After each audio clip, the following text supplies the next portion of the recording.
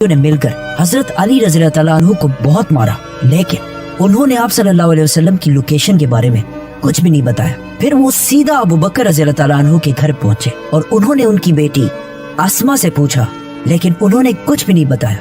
तो अबू जहल ने उनके मुंह पर जोर से थप्पड़ मारा।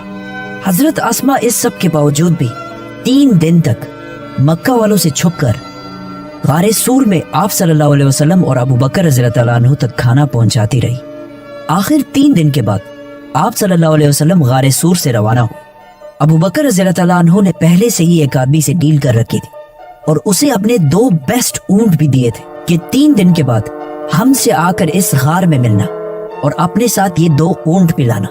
अब इस आदमी को चूज करना बहुत ही मुश्किल काम था, क्योंकि अगर ये भी 2 करोड़ इनाम की लालच में आकर आप सल्लल्लाहु अलैहि वसल्लम को धोखा दे देता तो इस इतने इंपॉर्टेंट काम के लिए उन्होंने अब्दुल्ला बिन उरैकत को चूज किया, जो खुद उस वक्त मुसलमान भी नहीं थे, लेकिन उनके पास एक खास स्किल था। उनको अरब के बहुत सारे सीक्रेट रास्तों का पता था जिस पर बाकी अरब कभी भी नहीं जाते थे।